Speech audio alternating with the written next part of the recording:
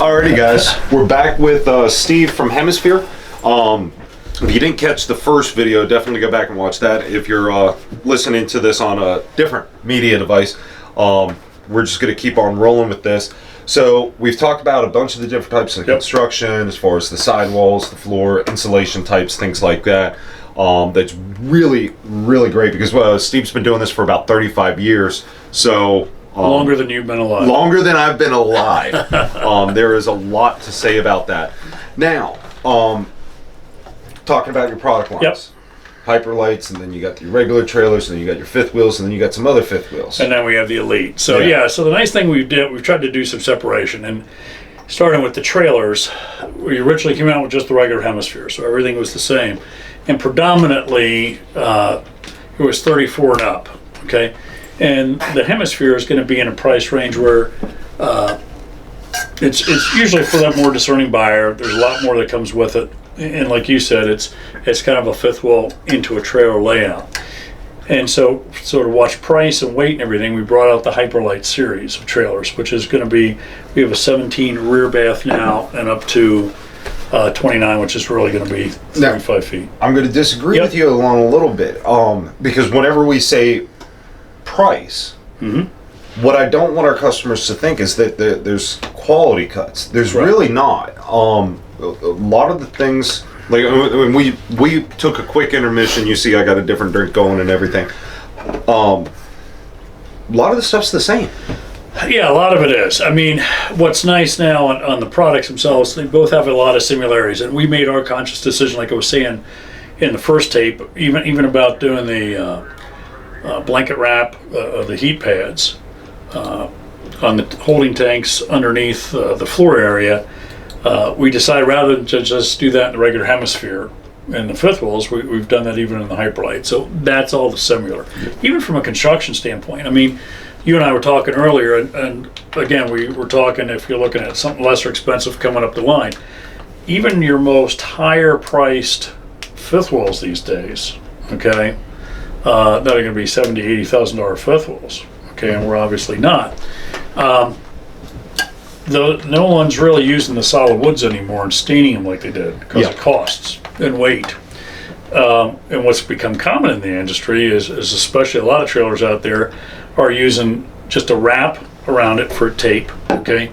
But more commonly, a lot of them are just press board. Like if you ever went to Walmart or Kmart and you try and put that screw in there. IKEA. Or tape. Last thing you want to do is have to take that screw out. Put it back in. So I'm talking the higher end fifth wheels out there, they've gone to what's called lumber core.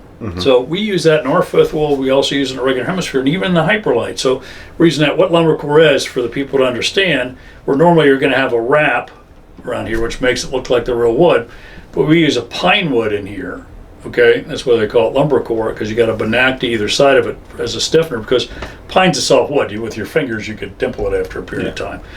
But this still gives you the same thing you would have in your kitchen cabinets at home when we're putting the screws in, because when you set those screws in, you want them into full wood. So we don't change any of that, whether it's the Hyperlight, the regular Hemisphere, or going on up. And then our Elite series of fifth wheel, we basically, what we've done in that, and it sounds funny to say, but we've looked at some of the higher end fifth wheels out there, the $70,000, $80,000 fifth wheels, like our 34 RL, as one of the competitors out there in an $80,000 fifth wheel. Has two sinks in the bathroom, has deeper slides, bigger king beds. We've added a lot of stuff. Okay. And so we were able to do that, but again, keep it price competitive. So it's something that you guys have here that's keeping it in thousands, tens of thousands under what those guys would sell for. Okay. But gives that customer the opportunity to get into something that's still higher quality. And you put the features in there that make the difference for the camping trips. And I think the best way to leave it out is you leave the glitz and the glamour. We're not going to have the mirrors hanging from the ceilings. We are going to have the decorative accents that we want. We're going to have the auto leveling system, but we're not going to have the little fluff items. I feel like going to the bigger, deeper slides, the bigger king beds, the nicer amenities as far as dual sinks. And it sounds stupid, but dual sinks it can be a marriage-saving campground experience.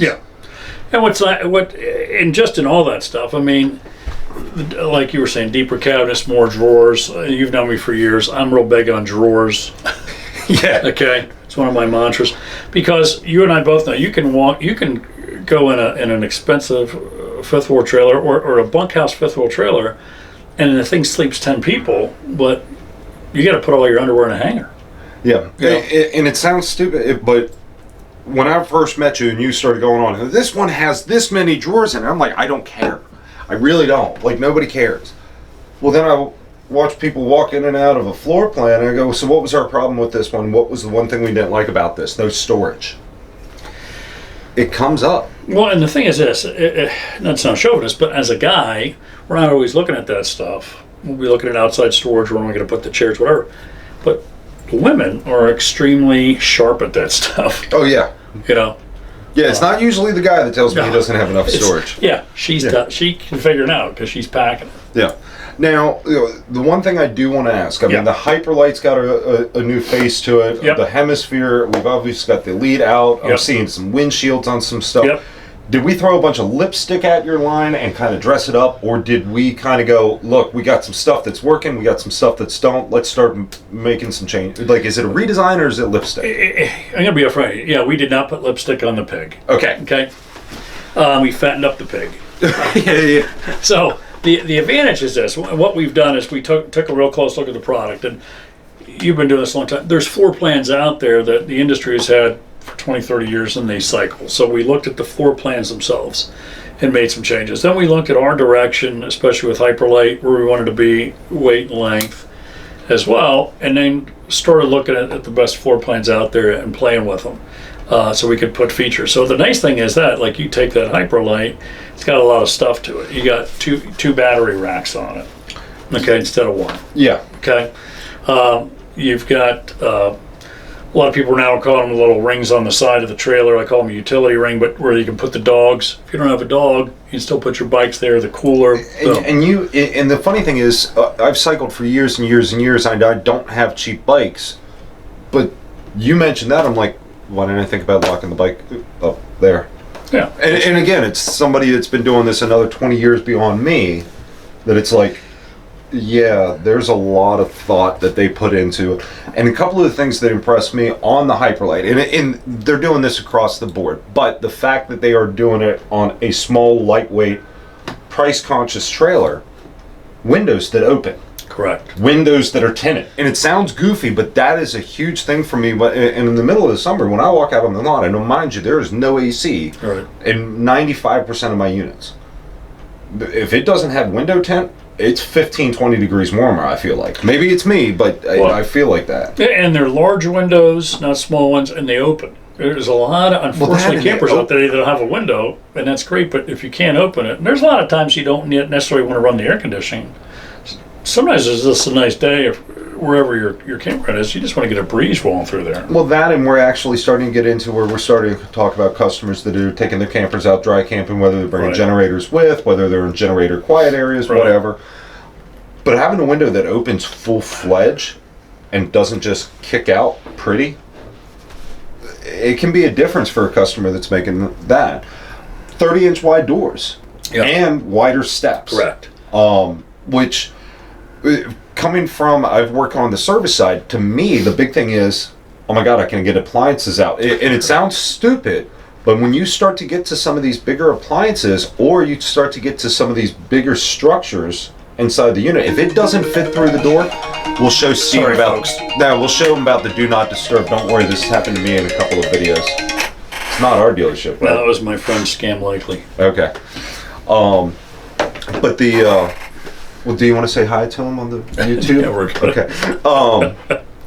Being able to actually get stuff in and out of the door without taking the door frame out, or even worse, popping a slider. And it sounds stupid, but there's manufacturers out there that have such a tight door that if you have a major appliance go down, you may be taking it out through a slide room or a window. Or if you have a tight door and then small windows on top of that, this goes back about 10 years ago, but when one of the big hurricanes occurred, I was involved in that and setting up, building a lot of units for FEMA at the time. And I won't say who it is, but there was a manufacturer out there, and they took some shortcuts and put smaller windows in, smaller doors. Well, you cannot get a refrigerator out of that unit. No. And I asked him, so when you were building these, what were you doing? He goes, well, we would set the refrigerator on the floor. That's a true story, Mark. Before they built the unit. Yeah. It's like, well, what? You can never take it out. So that's silly. So what you're talking about is a real big thing. You know, you got to be able to get the stuff in and out of the unit. Now, one of the things we talked about out there was the windshields that are becoming more and more popular with these front windows that we're seeing on the units. A lot of manufacturers are doing them out there. And we saw, and just so you guys understand how the time has flown a little bit, we used to do these windows on the front that were the same essentially as the windows on the side. Absolutely. And they would go down the road and the wind would push up against them for the entire drive, and it would break the seal contact. And we used to see this in Class C's and travel trailers all the time, and they'd start to leak. So then we found a simple solution. We got rid of the window, Right. and then there was no problem. Now we're seeing guys jump back to it, and when I first saw it, I was like, do we not remember history? But you guys are doing automotive grade windshields that Right. are set in there like an automotive windshield. Yeah, and it was a conscious decision we made. Whoever made the decision to start bringing the windows back, it is a neat thing, and it adds light to the bedrooms that are mostly in there, and it's just a sharp look. And several of these windows are coming in from China, from India, and then the manufacturers are installing them. We made a real conscious decision because being built in Indiana, and then you got the automotive industry right above us there with Michigan and Detroit. And a lot of people aren't aware there's a lot of suppliers out of Ohio. In Toledo, Ohio, you have one of the largest manufacturers of automotive windshields. Well, we went to them. And so it's not only good for freight for us, we're buying in the United States. They went ahead because they have thousands of areas throughout the United States that can be serviced for these things. If there ever would be an issue, they can take care of it, where to send you, just like your automotive window. Yeah. You're actually essentially going to go to an automotive window shop, not an RV manufacturer. They'll take care of that. And so that's kind of the beauty. And they came and or the cap showed exactly how that window needs to be installed, automotive style and everything. So I feel we've done a good service, not only by America, right, but also just the installation of it is done just like your car. Well, and if there's one thing you feel safe is that windshield on the car is protecting you from a lot of stuff. Well, that and I had a customer who was mowing the yard, and he had taken the chute off, Okay. admitted to it, and he drove by, hit a rock, and straight through that big front window. Yeah. Now, had he had the chute on and done things right, it wouldn't have been an issue. Right. And so brings it in, hey, he goes, can we get this fixed? Yeah, not a problem. We go to get it ordered, 20 plus weeks. Okay. Because it's coming on a slow boat from somewhere. Correct. It's not coming from 2 states away from us, 1 state away from us. Ohio's still next to PA, right? Yeah. Yeah. It just feels really long. Anybody who's drove through Ohio knows. Mark. Absolutely. Yeah, it's Okay, so this is Yeah. like one of the 5 times Mark's ever said anything on camera, and it's to agree that Ohio's a long state. it is long, baby. So that being said, I mean, talk about the elites. What did you guys do different there? Mark, how are we doing on time? About 13. Okay, so we're going to talk about that, and then we're going to quick fire on these last 2. Okay, real quick on the elites, we did several things. We did a full upgrade. So when you walk in that unit standard, you have a 22 cubic foot LG refrigerator. Microwave was LG, and the reason I'm saying this is these are house type items you would buy for your house and a well-known house name. We're not throwing RV names on it that these people haven't heard of before. Okay, Yeah. That's the nice thing. Up in your bedrooms, we've got the deeper slides, because the nice thing is from the foot of the bed to the wardrobe, you gotta have more space. So we've done a lot of those type of things. So it's a higher product throughout. You've got power vents in the bathroom, power vents in the bedroom. In fact, all of our fifth walls now coming out, we've gone to a mini power vent that is on every fifth wall now. Yeah. So it'll be there all the time. It's got the full cover on it. It's a mini max vent, they call it. It's like the big maxi vents. It's just a little lower. Yeah. So it doesn't change the height of anything. And every fifth wall coming in now, you'll be able to hit that power vent on a mini max. Perfect. Because sometimes ventilation is important. People forget this. We talk about winter camping. Dude, summer camp, yeah. Well, and people call and say, hey, and if they're using it dead of winter, they go, hey, I think I got a leak. Where's your leak? Well, I got moisture dripping on the ceiling, because they've sealed it so hard, it can't breathe. Yeah. So just like your house, allowing this thing to breathe a little bit is not a negative. Yeah. All right. So, I like your company. I think you do too at this point. Yep. Okay. So, give me 3 things you like about Hemisphere. Not your product line, not what you guys actually build and put out through the plant doors. But what's the 3 things about the company that for the guy looking for a trailer goes, you know what, I'm going to look at this brand only now. Okay. I'm going to be upfront with you. And this is a people thing. One of the things I really like about our company, and you didn't preface me on this, so I'm kind of just spitballing off my head here, but because I've been doing this 35 years, and as a consumer myself, okay, I like to know that there's people behind the scene that are involved. And the guy who runs our production, who's over all of our production, Joe Higdon is his name. This guy, you can call him, and he, if you think there's an issue or you got a problem, whatever, he's there to help. There's multiple times to, first of all, he doesn't act like if there is an issue, like he's never heard of it before. He's open to changes. We've made changes to the product that have actually come into us from dealers that have said, hey, this or that. You guys have mentioned some things from time to time.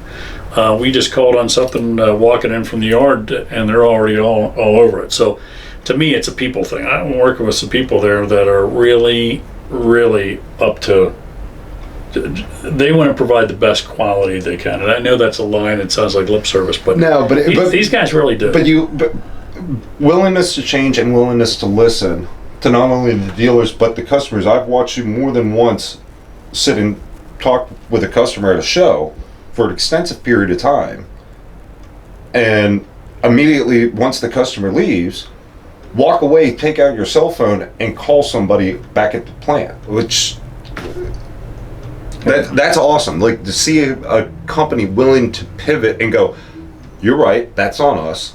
Let's make sure we address this in the future. That's awesome. So give me 2 more. What else? Okay. Well, one of the things that I really like is this, and it's going to sound like an oddball thing, but we do build just to order. Okay, we don't build a yard. We don't have, 300-400 units sitting out there. And you say, well, the advantage of that would be in season I could just shoot you something. Well, we talked before, one of the things that your dealership is, and you guys feel it's real important on bigger units, and not all dealerships do this. You'll head to Florida and you'll find 2 airs on all big fifth wheels and trailers, but you don't find that up here in the Northeast. Well, the beautiful thing is, where you guys are located in Pennsylvania, a lot of people head to the beach. I don't care if it's Delaware, Jersey, Maryland, whatever, or even into the woods. We get a ton of humidity here in the summer. Yeah. So depending on the size of that unit, even if it's got 15,000 BTUs on it, 2 airs are important. And the reason I'm bringing that up, if we had a yard built and somebody wanted something, you would have to just get it, whatever we got. Yeah. Okay? Because like you said before, the West Coast and the East Coast, the North, the South are all different. I also handle Canada. And trust me, there's some differences up there, the way things are brought in a little bit. And he's not exaggerating. If you get out to Indiana, there's some manufacturers that got 300-400 units just sitting on a lot, waiting to sell them to somebody. Well, heck, they might have been built 6-8 months ago. Oh yeah, and they're just sitting there waiting for someone to put their hand up and take it. And the nice thing with us, when it comes off that line, first of all, it was already ordered by Keystone RV. Mm-hmm. It comes off that line fresh. You guys usually, because the transporter you guys use, usually have the thing here within days, if worst case a week. So your stuff comes in and it's fresh. So that's the nice thing with you guys. It's stuff that's coming in that's up to speed, is up to current changes. We got the freshest fruit at the front of the counter. You do, and that's important. Yeah.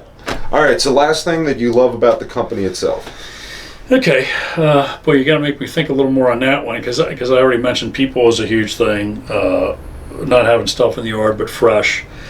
And then I'm going to say, really, from a this is going to almost go back to people probably a little bit again, but from a service and a warranty standpoint, we're very accessible. Okay, we have a department. Forest River is a huge corporation. They're owned by Warren Buffett. Bowman. We got thousands and thousands of employees, but our product.